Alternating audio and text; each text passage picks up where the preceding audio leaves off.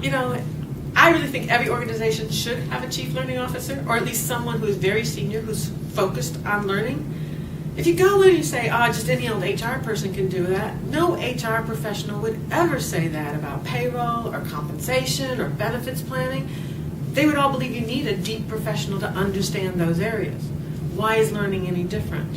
And I really believe that if an organization is going to figure out how to develop talent for the future, create an environment where learning on the job, some of the X and Y gen learning, is done in a way that helps them grow and stay in the organization, and also being able to get the most efficient and effective use of the money that you have within the learning function, along with monitoring trends, knowing what's going on, and probably the most important thing, partnering with the business to understand what they want in terms of learning and learning programs to support their organization. All those things and many more, you need a learning professional to be the leader of, to be able to be part maybe of the HR function, but have a very distinct, clear role and leadership in its own right.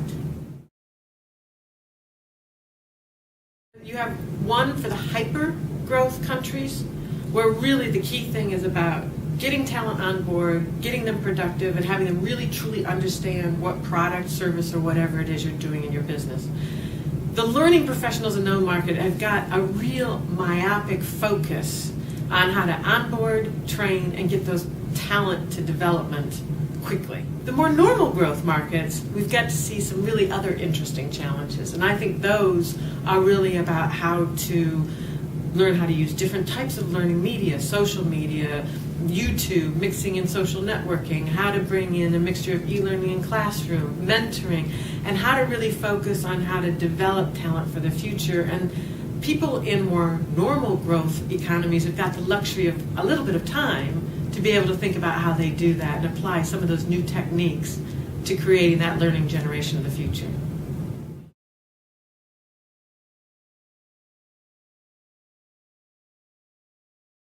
There's always pressure on budget.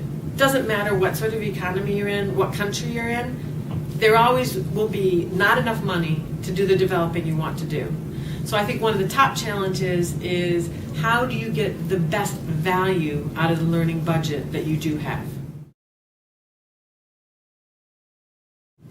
The second challenge I think you have is about some of the new workers coming in, and they're going to demand a different learning style than maybe what traditionally most organizations have been used to, which primarily has been classroom-based learning.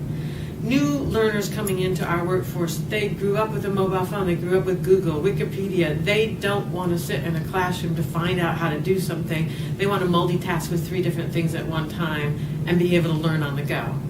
So I think there's a second challenge of how do we build a learning environment for our X and Y generation.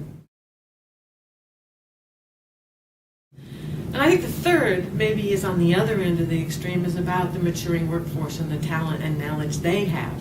And how do we capture that and look at some creative programs to be able to make sure, as a learning professional, I understand what knowledge those individuals have before it walks out the door, so I know how to make sure that my business can really survive going forward, because something really critical in terms of knowledge and understanding of the organization isn't retiring when they retire.